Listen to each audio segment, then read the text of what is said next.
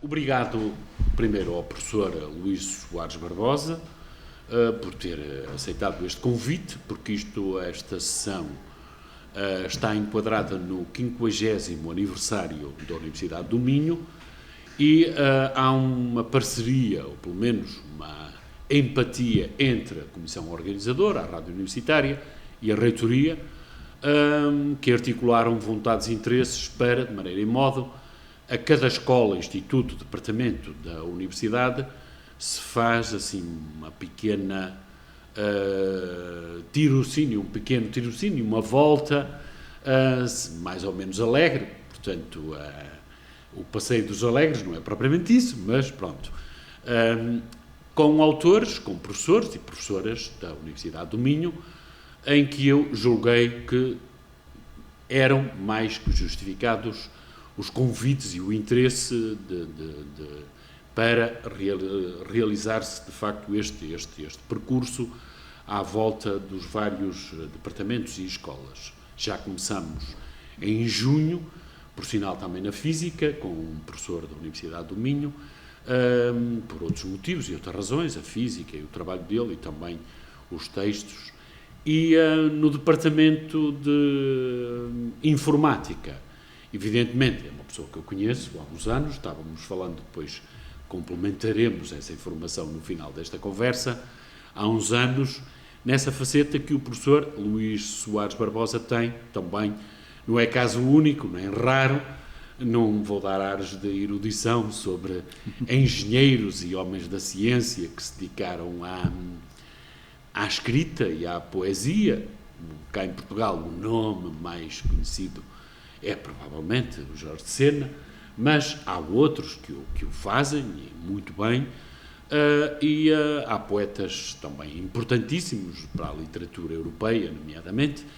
Lembro-me quase sempre de um poeta que gosto, independentemente das opções políticas e pessoais que tomou, foi um médico alemão, muito importante, Gottfried Benn, mas isso são outras histórias, e é na condição realmente de, por um lado, iremos a conversa versar o Departamento de Informática, um pequeno percurso orientativo, e depois os últimos 3 livros daquilo que é a criação literária do professor Luís Soares Barbosa. Obrigado por ter aceitado. Obrigado também por estarem cá. O Departamento de Informática, como é normal, numa instituição do ensino superior, faz todo o sentido. Muitas vezes aquela ligeireza muito típica lusitana e portuguesa que é, mas isso é a posteriori, como se sabe, o ensino politécnico, embora o ensino politécnico, o Instituto de Lisboa teve, o Instituto do Porto também é politécnico e outras instituições, mas evidentemente que a investigação, o trabalho, também faz todo o sentido, ou por outra, é a montante que deve começar nas universidades e depois o Instituto Superior Técnico, como é normal, nestes casos, e a Universidade do Porto, mas como é que começou o histórico, o historial, este percurso da informática na Universidade do Minho, embora pertencendo a esse chapéu enorme que é a Escola de Engenharia da Universidade do Minho. Muito obrigado, muito boa tarde. Eu diria que a Universidade do Minho foi absolutamente pioneira no ensino e na investigação informática. Não é? Nós tivemos o primeiro curso de licenciatura em informática, enfim, ainda com outro nome, começou aqui, e desde aí temos marcado pontos a todas essas instituições que referiu. De facto, fazemos uma formação superior, não somos um politécnico, temos uma investigação na tripla vertente da ciência, das tecnologias e das aplicações, e depois abrangendo um leque muito vasto de áreas, desde das comunicações e das redes, dos sistemas distribuídos, da inteligência artificial, dos métodos rigorosos da engenharia de software. Portanto, cobrimos todo o espectro, diria eu, relevante desta área, e foi uma aposta absolutamente pioneira, portanto, que é a informática do Minho. Além disso, ao longo do tempo, em 95, organizamos a primeira conferência do www aqui no departamento, o cartão de cidadão foi pensado aqui dentro, enfim, temos muitas mais vitórias nesta área. O professor percorre todo um percurso internacional, fora de portas, fora daquilo que até o espaço europeu, é professor docente em algumas instituições do ensino superior por esse mundo afora, exerce alguma tutoria, penso eu, também por esse mundo afora, que depois iremos, ou pelo menos desaguar num dos seus livros, no penúltimo seu livro. Certo. De qualquer das formas, muitas vezes, e agora permita-me fazer assim, nem é cínico, mas aquele exercício assim um bocado distanciado, que há sempre todo um entusiasmo muito típico também por estas bandas lusitanas, que é, nós fazemos, nós pensamos, nós atuamos, o que é facto é que se percebe que quem está de fora, não sendo eu um homem da ciência, mais curioso do que propriamente interessado, com bene, nestas questões, mas a sensação que se tem é que há uma decalagem, há uma diferença muito grande entre aquilo, claro que não vou comparar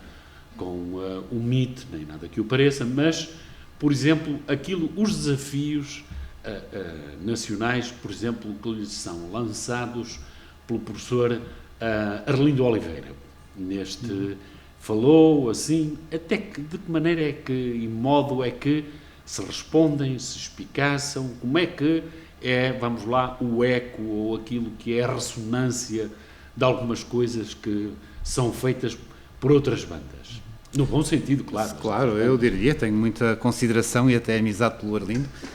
Agora, devo dizer que não há, enfim, haverá investigadores que são mais comunicadores do que outros. De qualquer maneira, enfim, eu não creio que a Universidade do Minho esteja de modo algum na retaguarda da investigação nessas áreas, nomeadamente nas áreas de inteligência artificial, que são as áreas do Arlindo. Mas eu devo dizer, por exemplo, que nós começamos por uma iniciativa direta do reitor de então, do António Cunha. Nós começamos em 2017-18 um grupo em investigação e em ensino de computação quântica. Foi, na altura, uma aposta muito minoritária, muito cirúrgica da reitoria, e nós temos hoje, o grupo a que eu pertenço, juntamente com o do INL, somos um único grupo, somos o maior grupo de investigação em computação quântica do país. Portanto, o INL, o Instituto de Nanotecnologias, exatamente. Que é somos aqui, muito próximo. Que é aqui ao lado, do outro lado da rua. Do outro lado da rua. Somos o maior grupo de investigação em computação quântica do país. Somos a única universidade que tem uma disciplina em ciência de dados quântica, por exemplo. Portanto, não acho, não teremos talvez, enfim, não escrevemos tantas vezes no público como o Arlindo e outros colegas, mas certamente nós estamos pois, no fundo, compreendo um bocado a minha posição, que é aquela, pronto, não é que eu seja um leitor, mas percebo, e os livros que recebo dele, ele próprio também se encarrega de dizer textos publicados no público e afins, as intervenções. Portanto, a Universidade do Minho está bem, recomenda-se nesta área da informática e tudo aquilo que é, vamos lá, o leque que deriva deste pressuposto, que tem múltiplas componentes e variadas formas de investigar, de trabalhar, de pensar. Eu penso que sim, quer dizer, a melhor resposta é a procura dos nossos cursos. Nós temos a licenciatura e o mestrado em Engenharia Informática, é o maior curso da Universidade. Enfim, é ver a procura que temos, certamente que estamos bem, quer dizer, tudo isto é um processo, não é? Claro, é um processo, claro. E certamente nós vivemos num espaço geográfico marginal, agora, em termos do mundo, não é? O país vive nesse espaço. Mas isso acho que não impede que tenhamos, de facto, uma investigação que é reconhecida, a presença de muitos colegas meus que estão em vários boards internacionais de coisas importantes. Acho que a universidade, se não se recomenda, está bem. A última provocação é assim, muitas vezes discute-se a questão fundacional, até que ponto, por exemplo, uma área como é a informática e todos os seus derivados, é refém, ou por outra, necessita daquilo que é o investimento, as parcerias, ao fim e ao resto, vamos lá, o mecenato ou aquilo que está por trás, que poderá eventualmente, muitas universidades americanas, o modelo americano está muito dele baseado nesse pressuposto, o modelo europeu é um bocadinho híbrido, se quisermos, uns sim, outros mais, outros menos, mas até que ponto é que isso é, de alguma forma, poderá ser o calcanhar de Aquiles naquilo que é a velocidade de cruzeiro que um departamento como este terá que necessariamente estar e viver quase sempre. Eu penso que a Universidade, em geral, tem estado sempre refém de um subfinanciamento crónico da ciência em Portugal, não é? Isso não quer dizer... Por outra, quando o professor Mariano Gago, muitas vezes fala-se nele, certo, esteve e julga-se que talvez foi o momento de conceito ideológico certo, de olhar para o ensino superior de uma maneira, vamos lá, quase total, com uma ideia que tinha atuação e um efetivar também muito concreto.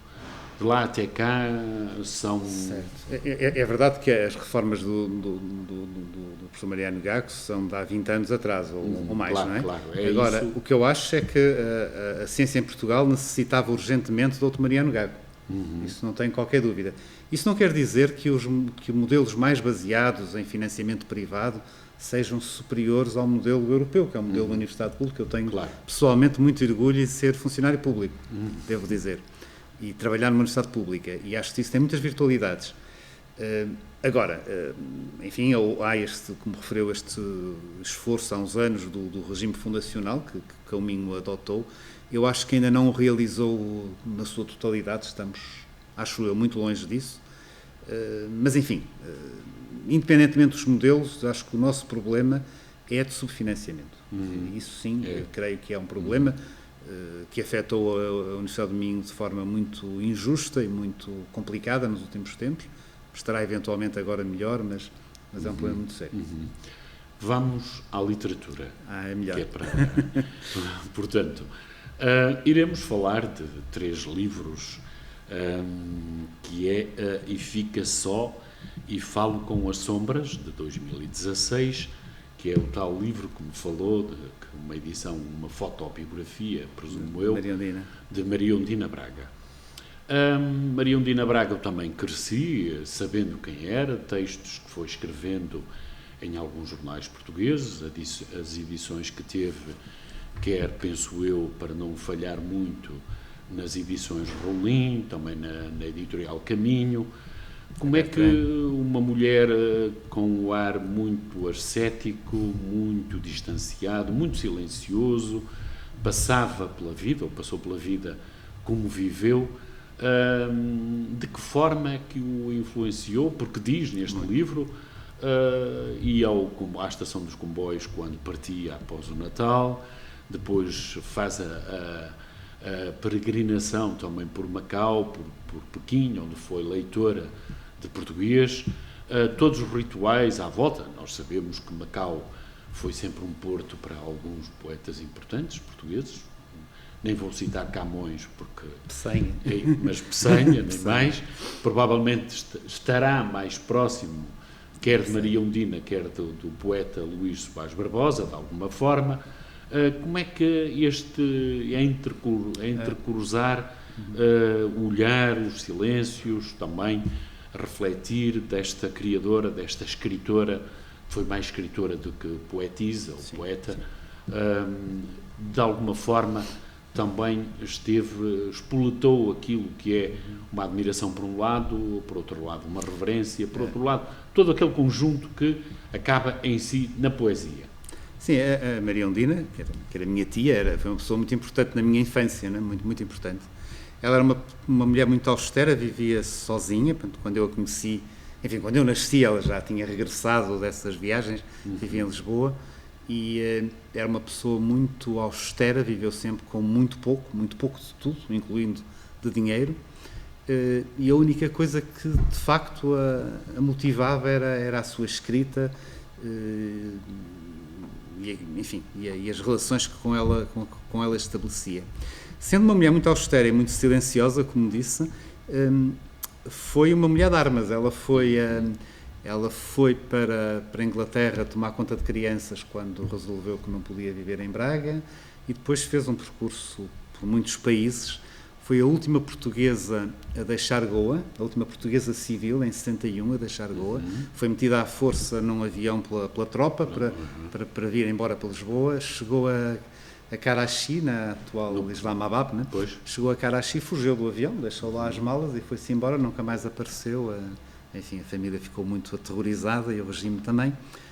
Pronto, e foi a sua vida, não é? Sim, eu acho que marcou muito, enfim, não sei se não tenho a veleidade de dizer que marcou a minha escrita, que eu nem sei se a minha escrita existe, mas marcou muito a minha vida, a minha maneira de sentir, de fazer coisas. Não, de alguma forma, por exemplo, há elementos nesse livro de 2016 onde não há um lugar, e eu agora estou a citar de memória, até para se morrer. Sim, os silêncios, a escrita depurada, daquilo que eu conheço do trabalho, mas aquilo que me interessa agora, ou que nos interessa agora, é o seu trabalho.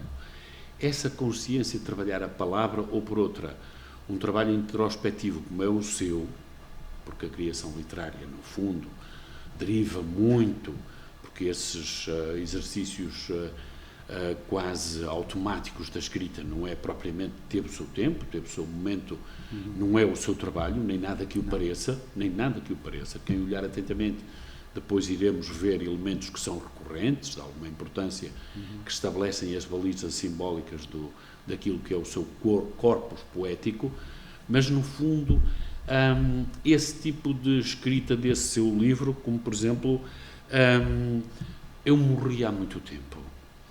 Quer dizer o quê? Porque isto são palavras suas. Foi o escritor... Eu morri há muito tempo, acho que é a citação de um poema dela. Eu morri há muito tempo, ando morta mas pela quem rua. Mas quem assume isto, até o simples facto de pôr uma epígrafe ou uma citação de um autor que gostamos, aquela citação de alguma forma nos marca. Poderia ser outra, qualquer, não é? Quer dizer, certo. Eu acho, voltando ao despojamento, eu acho que foi essa a marca dela em mim. Eu recordo-me dela... Houve duas lições que eu aprendi com a Maria Ondina.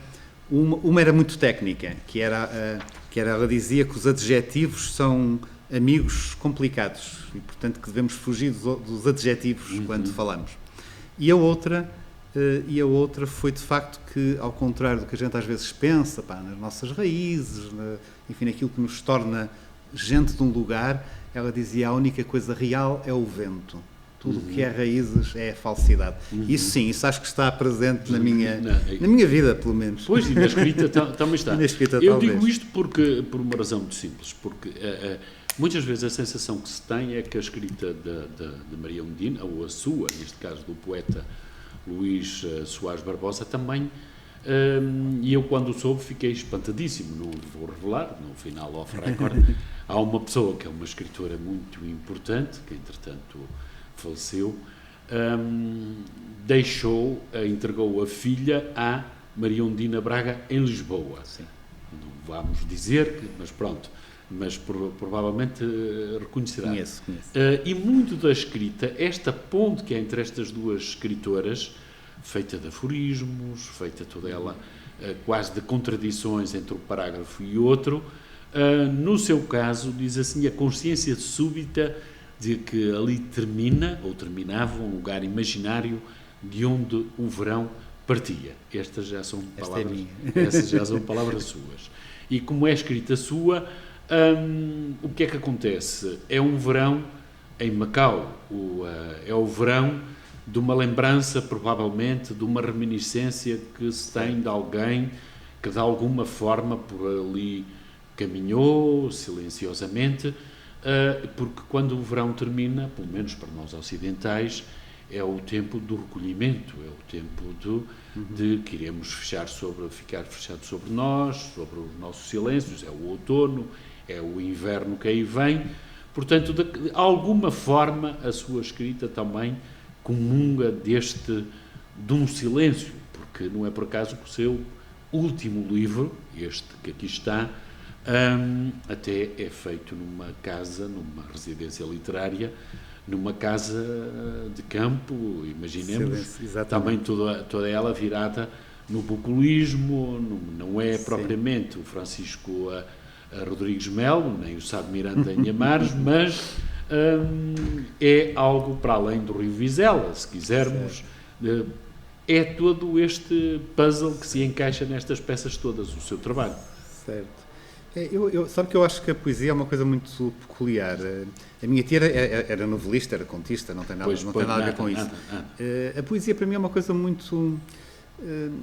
É uma coisa que não explica nada, que nem sequer serve para comunicar, não é? Que não conta nada, que não diz nada. Quando muito, isso liga-se ao que estava a dizer, quando muito ela desperta uma memória.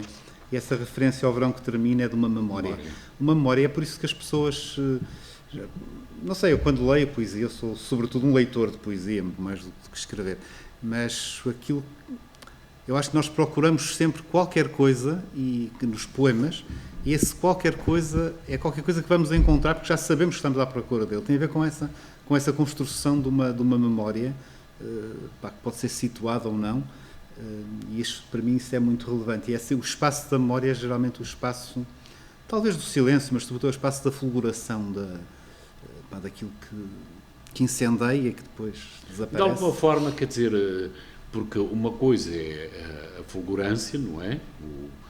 Vamos lá, o fulguramento, dizendo assim, outra coisa completamente diferente e isso faz-me remeter para um lado, para alguma poesia do país vizinho, São João da Cruz, Santa Teresa d'Ávila, mas penso que a poesia portuguesa, à época, ou de alguma forma, é mais epifânica, ou seja, tem uma dimensão mais contemplativa, o fulguramento, se calhar há todo um lado mais ascético, ou se quisermos libertar completamente o corpo e deixar-se apanhar pelo sagrado, ou quisermos, no caso dos místicos do país vizinho, porque a nossa poesia, de alguma forma, há aqui várias nuances, talvez, não sei qual o poeta português que poderia ser, mas os grandes poetas da época portugueses são, de alguma forma, mais, vamos lá,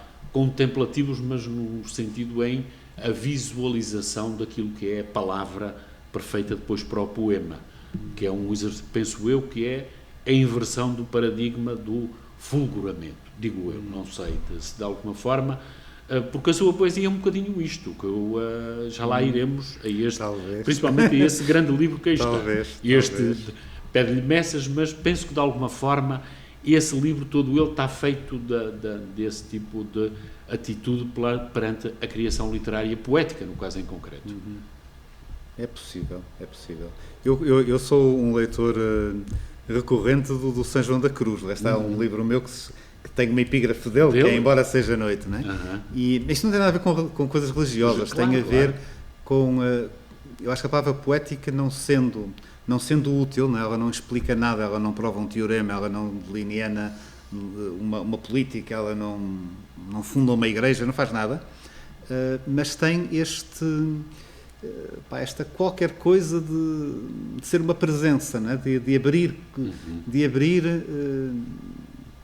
uma outra claridade à maneira de se pensar nas coisas, que eu acho que é um bocadinho comum a essa mística do século XVI. Não é por acaso que diz claridade, porque eles é das coisas que mais ficam obcecados, é exatamente pela claridade, que lhes é dada pela luz, não é? Quer dizer, é um bocadinho aquilo que remete a esse contexto poético do país vizinho, enquanto os poetas portugueses, à época, e a sua poesia, iremos a esse mais em particular grande livro, de alguma forma tem a ver com as claridades do local, do espaço, dos sítios. Imaginemos aquilo. Sim. Este livro é uma poesia muito de circunstância, não é? Porque grande parte dela é um roteiro de vários sítios onde eu fui vivendo. Pois é. E, portanto, enfim, eu acho que toda a poesia é um bocadinho de circunstância, mas este é claramente. E tem a ver também com essa memória dos lugares, das coisas, dos cheiros, sei lá. Então, um pouco essa... mas eu acho esse livro muito importante. Já lá iremos. Porque, só mesmo para terminar, há elementos simbólicos que aparecem nos seus livros, como são os grãos, por exemplo, toda a gente reconhece isso. Há o tempo, há o corpo, há o sangue, mas nesse livro, só mesmo para fechar a Maria Undina, a Carta de Moledo, depois a questão do leitorado em Pequim, como é que constrói esta textualidade no interior de um outro? Certo. Como é que é feita esta? Esse livro é muito feito, de facto, da minha memória dela, não é?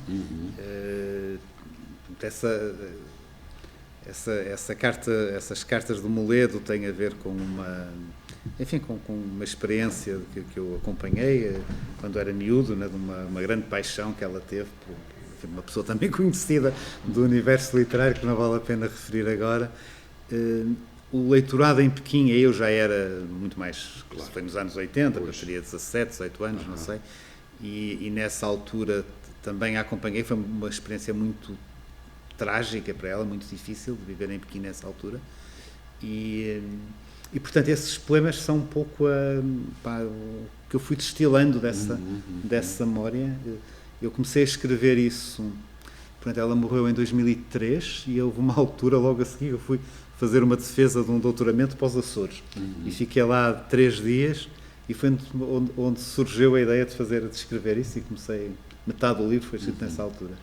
Mas um dos livros importantes, eu nunca me canso de referir, e aquilo que o professor, o escritor Luís Soares Barbosa disse, remete para um livro muito importante, que há um antes e um depois para quem gosta da literatura e da poesia em particular, embora é a prosa e a poesia, que o romance e o conto que ele aborda lá e escreve, há um livro que eu acho que é importante, que muita gente olha para esse texto teórico, onde ele estabelece um conceito que vai de encontro àquilo que acabou de dizer.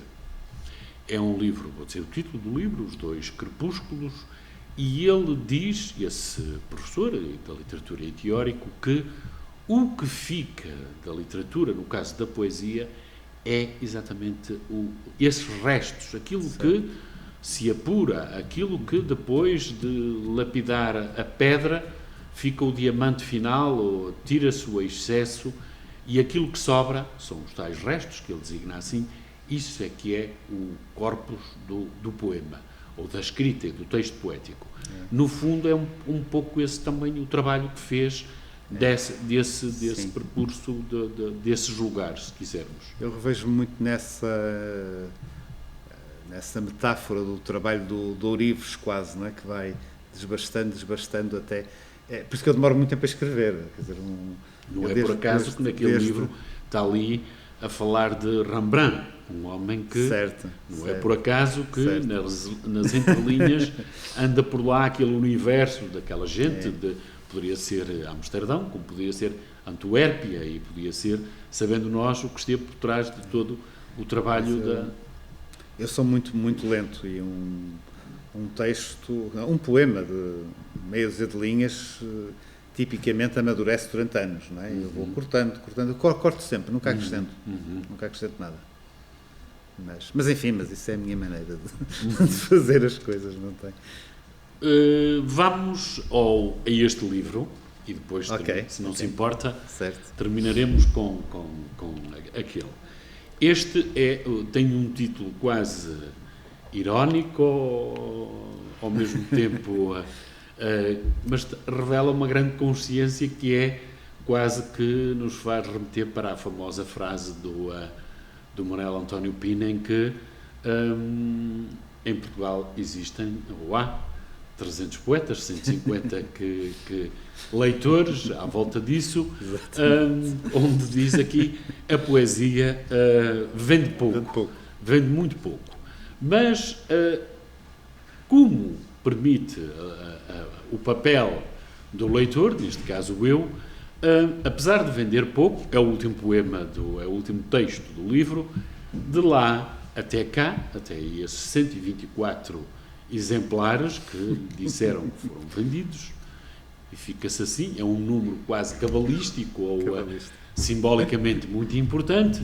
Não são tão poucos, não são muitos como o poeta provavelmente gostaria que fossem, mas de qualquer das formas, do início até ao seu final, que faz um percurso poético dialogando com várias vozes daquilo que é a plasticidade criativa da língua portuguesa. O prefácio é escrito por Onjaki, mas depois vai desde Ana Paula Tavares, Paulina Chiziane, também vai ao Miyakoto e os seus famosos e muito criativos e únicos neologismos. E começa logo com a imagem gráfica antes de qualquer texto. Eu até vou mostrar para a câmara, porque é para as pessoas, os que irão ver o filme. Tem o prefácio do Onjaki, mas diz aqui o poema é um lugar raro, diz aqui, mas é esta a imagem que aparece a páginas, vou dizer, 10, 11. Páginas 10, 11 é isto. E isto, ao mesmo tempo, parece o vento, parecem as palavras que andam soltas num exercício aleatório, mas não é bem assim, porque tem depois as páginas correspondentes. Sim, é um índice. É o índice que aqui está, e é um índice quase que remete para um labirinto. O labirinto, não vou falar do labirinto de Knossos, ou de Creta, do Minotauro, mas é um labirinto onde quase que nos incita a perder na língua portuguesa nessas múltiplas variedades, desde Cabo Verde, neste caso é Moçambique, Angola, que vai exercitando e a sua vontade destes seus poemas.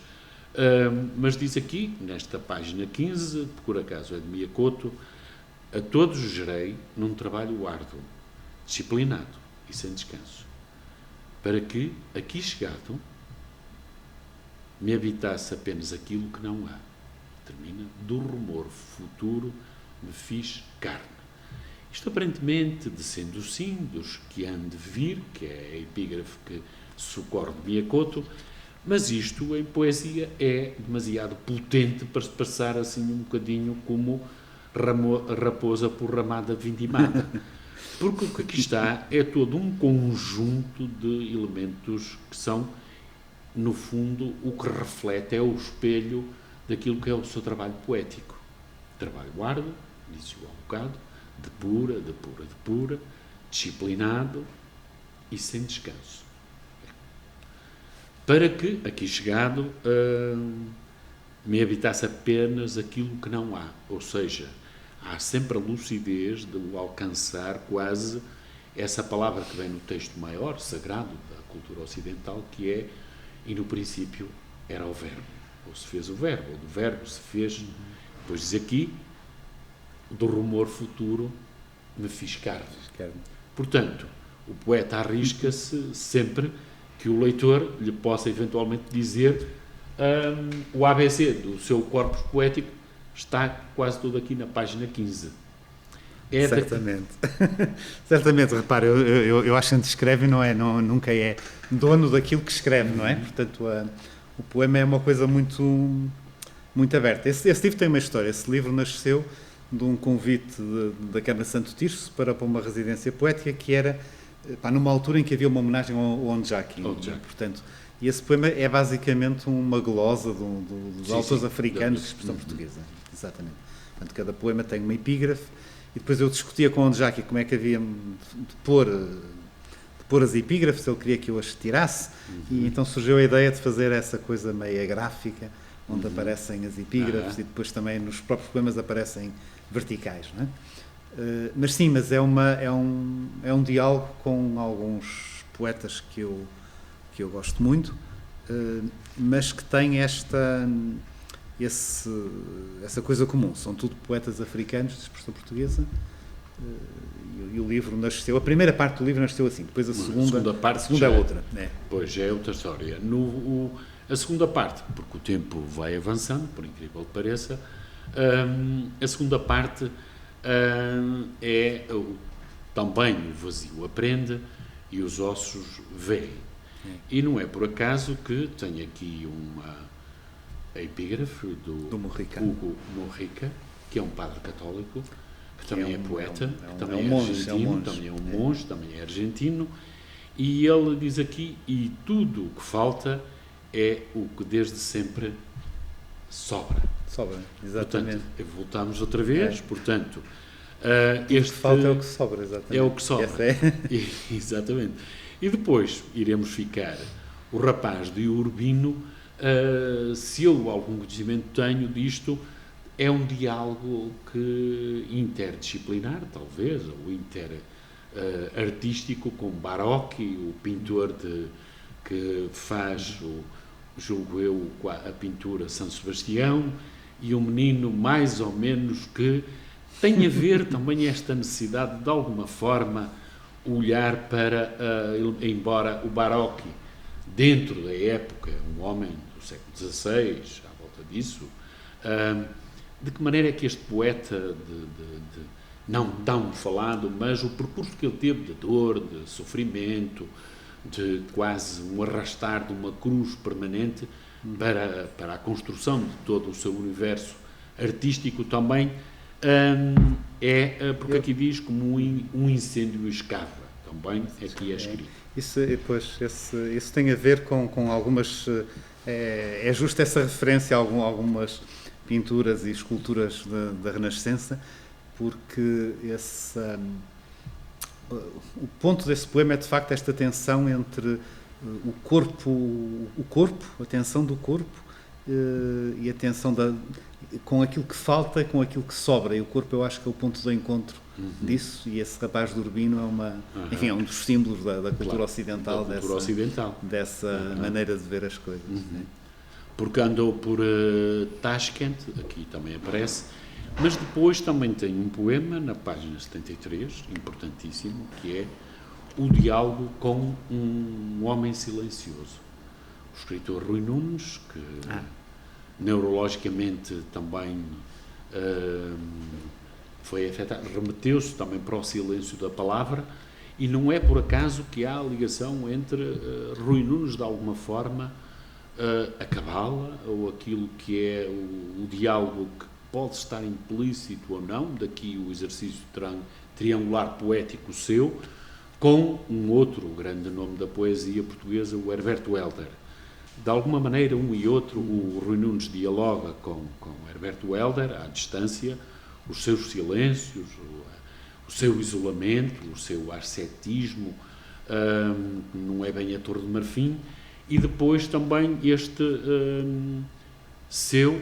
ouve-se sempre a distância numa voz. Isto é muito rico em termos de interpretação textual, simbólica, mas diz aqui, procissão de mudos, ironias cego, porque também Rui Nunes tem esse grande problema, os passos, esse problema dramático, não é? Persiste solitária a voz da sombra, que é o que aqui está escrito, mas não se descortina a sua origem. A voz da palavra caminha sempre lado a lado com o criador da palavra, que é o poeta, que é o escritor. Não sei.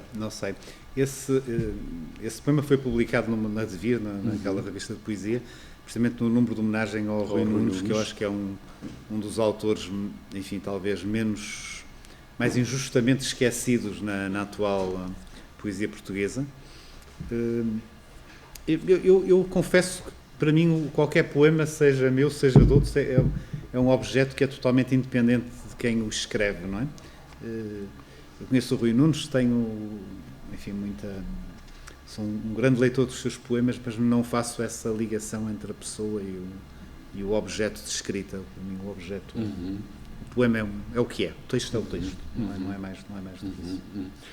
Claro, isso é importantíssimo. Quando um escritor diz que o texto é o texto, só mesmo deste último livro, de alguma maneira, também percebe-se que este diálogo editor, escritor, poeta, exemplares, é um bocadinho também quase que remeter a si o livro do gato de Mário Cesarino de Vasconcelos, certo. Com aquelas questões que animaram também todo o seu trabalho poético. Certo. De alguma maneira, porque está lá escrito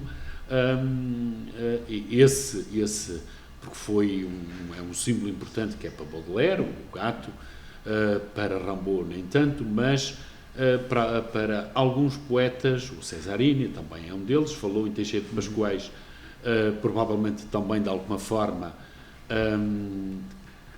caminhou silenciosamente por Gatão. É este um dos seus universos da literatura? Sim, eu diria que sim. Enfim, estes dois livros, quer dizer, grande parte dos livros que eu editei foram editados, como conversávamos há bocadinho, pelo José Rui Teixeira, não é? Que é um grande poeta, assim, e um grande editor de poesia. E muita coisa tem surgido desse diálogo com o José Rui. Eu passo às vezes anos sem publicar nada, enfim, de repente apareceram estas duas coisas e pronto, mas é um universo feito muito nesta cumplicidade. Eu devo confessar que eu nunca editei, nem nunca quis editar nada em edição de autor, não é? Isso relaciona-se com esse último poema, nunca o fiz. E pronto, e tenho tido a sorte, foi o Walter Ugumem primeiro, foi depois o Zé Rui, tenho tido a sorte de ter esses editores e construir também, de serem parte do meu próprio universo de pensamento. Não é? Quando se pega neste livro, e é um grande livro de poesia, apesar de o escritor Luís Soares Barbosa se refugiar, foram os sítios, foram espaços porque são poemas para a mãe, são poemas o que a vida toma, a morte o tem, La Madonna del Colóquio, de 1975, para quem conhece o que é La Madonna del Colóquio, tem um menino ao colo, portanto, não vou entrar aqui em leituras de ordem psicanalítica, mas de qualquer nem convém, está muito desvalorizada, e diz depois, sobre a morte sempre se parte a luz. O que eu quero dizer deste livro é o seguinte: apesar disso tudo, de ser um livro de espaços, de sítios, tem o dom da língua, tem o Ispaão, por exemplo, pode ser um diálogo até com Ispaão é no Irão, portanto, fala aqui no Farsi, a língua que não tem género. Não tem género, não tem exatamente. Mas também pode ser o diálogo com o famoso poeta Omar Khayyam, que navega e é sempre uma presença tutelar àquela região, como é hoje, dentro da mesma região, o Adonis, outro poeta importantíssimo dos sítios.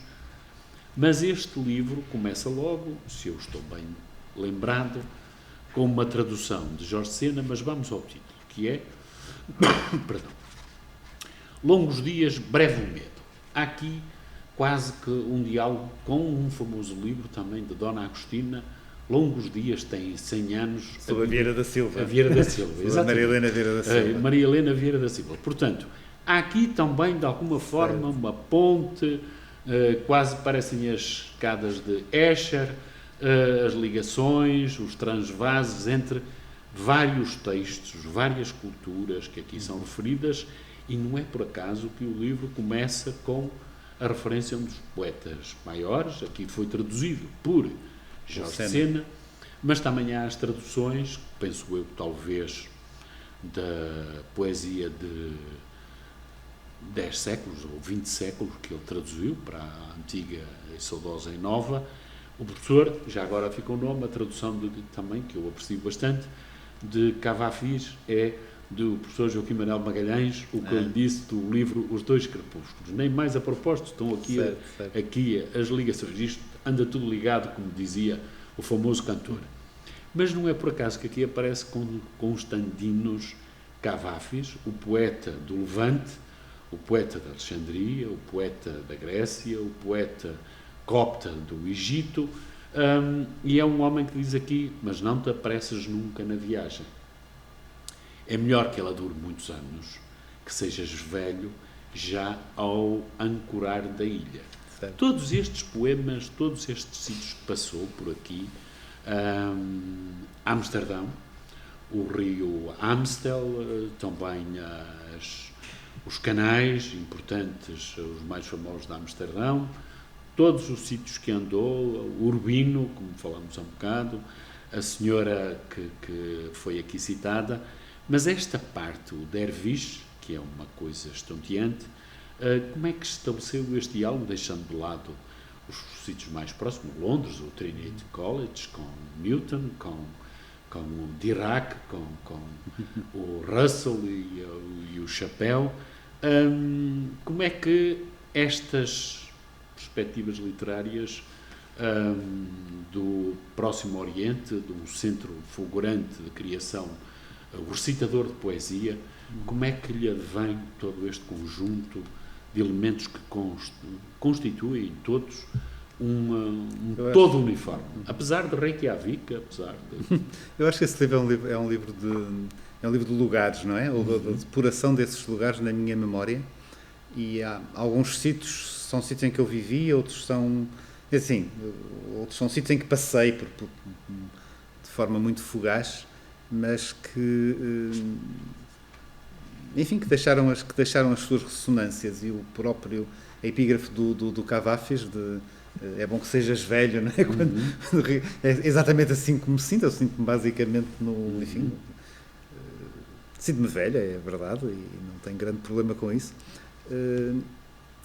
Mas é um caminho que foi sendo feito, em que as palavras dos outros... É assim, deixa-me dizer isso de outra maneira. Eu acho que na nossa cultura há várias maneiras de fazer viagens. Esse livro é um livro de viagens, não é? Ao modelo do Ulisses, que tenta retornar ao mesmo sítio, não é de todo aquele em que eu me reconheço. Ao modelo abraâmico do homem que parte por uma promessa, também não é o meu. E se quiser, eu sou mais próximo da viagem do Basho ao extremo norte, que é o homem que vai se consumindo nessa viagem e que vai desaparecendo, se vai integrando ou reintegrando com as folhas, com as árvores, com a palpitação dos corpos ao longo do percurso. E esse livro é um bocadinho isso, daí o medo, que é breve. Ele parte, basicamente são vários lugares. A própria morte da minha mãe é um lugar, claro, aí no meio disso. Mas ainda bem que citou essa questão do Basho, tirando, claro, mas percebe-se que há todo um exercício, porque o haiku, designando assim, a contenção, a síntese, a precisão, faz lembrar muito essa cultura do despojamento e, ao mesmo tempo, também o atirador do arco, que é o momento da tensão, que é o momento, vamos lá, o culminar, a intensidade dramática na construção do poema. E grande parte deste seu livro, metade, é o haiku longo, se quisermos. É distendido, não obedece canonicamente, mas muito dele está envolvido por essa... Certo. Eu não sei escrever haikus, enfim, claro. É coisa que está fora da minha experiência cultural, não é? Mas sim, essa depuração da escrita, ou melhor, a depuração daquilo que...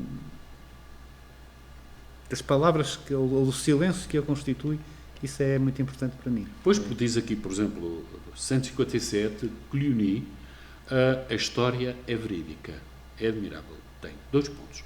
Admirável é o meu comentário. Agora vou ler tudo de seguida. Cluny, a história é verídica. Despojou o tempo de quanto permitia a eternidade. Está a ver Cluny, não é? Está a ver aquelas ruínas, com aquelas colunas monumentais, sem mais nada à volta e sem teto. Exatamente. Mas isto de facto, faz lembrar muito até essa viagem de Basho para o norte, e também faz muito o ritual do chá, aquelas questões, é agora que ele está, e é também o olhar para o corpus da palavra poética e dizer, este é que é o poema.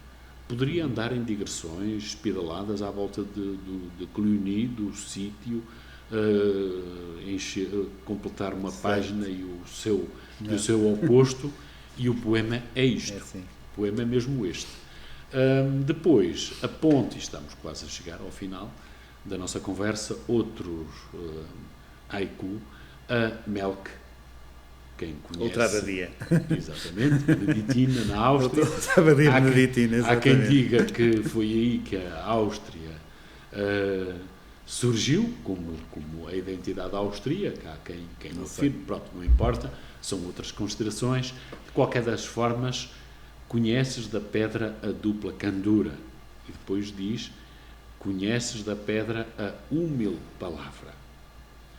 Se isto não é um exercício, vamos lá, da noção do que é o elemento revelador da intensidade da criação, também não saberemos provavelmente qual é o papel do poeta, o trabalho oficinal do poeta. É isto que lhe permite exatamente muitas vezes ter essa tal noção ou vivência epifânica perante a relação que estabelece com as palavras que depois acabam no poema. Está a ver que Melk é o oposto de Cluny, não é? Melk é uma enorme abadia barroca de um excesso total. A leste de Linz, a leste certo. de Linz. Aquilo que eu experimentei em Melk foi o perceber nessa enorme construção barroca a fulguração do nada, a fulguração do silêncio e é a tal humilde palavra, ou a pedra. Né? Enfim, é assim. Sabe que eu acho que há uma às vezes as pessoas, enfim, quando a gente fala de literatura, vem sempre aquela coisa que me irrita muito, que é a inspiração, os motivos. Para mim essa questão é uma questão completamente falsa. A Szymborska, no discurso Nobel em 96, dizia a única coisa que eu sei dizer sobre inspiração é que é um não sei que nos persegue. Isto para mim é muito verdade e é aquilo que une os vários fios da minha vida. Aquilo que me interessa na matemática, nas coisas que eu faço. Basicamente, o que é que eu faço? Enfim, na minha vida profissional, trabalho na parte mais teórica da computação. E o que me interessa aí, ou o que me interessa na literatura, na poesia, é esta ausência de razões. É dizer não sei, é uma palavra que de alguma forma, seja na ciência, seja na literatura, seja geradora de outras perguntas e de outras questões. No fundo, tão curto passado e tem 1000 anos. Da poetisa Jenny Shih, poetisa, penso eu, norte-americana, mas da ascendência chinesa, 2017, não é por acaso que está aqui, que pode também, de alguma forma, uma epígrafe que pode perfeitamente, de alguma maneira, porque depois vai a Pequim, em trânsito, escrevo-te de noite, portanto, no fundo, também poderá, de alguma maneira, sintetizar ou olharmos para estes longos dias, breve o medo. Sim, é isso, é um percurso. Esse livro demorou muito tempo a ser feito, ele reúne peças de alturas muito diferentes da minha vida, mas que depois acho que foi encontrando alguma coerência interna, não sei. Nem preocupa muito que tenha alguma coerência, mas pelo menos alinham-se, os poemas alinham-se como os bichos, não é? Isso é relevante, acho eu.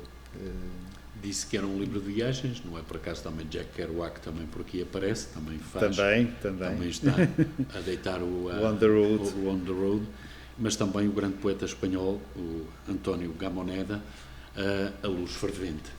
No fundo, quase a terminar a nossa conversa, o seu trabalho poético é exatamente um olhar constante, silencioso, vamos lá, de alguma forma ponderada e introspectiva, para essa luz fervente que é e continuará a ser o trabalho poético. Certo. Acho que sim, é um pouco aquilo que... aquilo que eu procuro naquilo que faço, seja na escrita, seja na minha vida mais científica, é isso, é alguma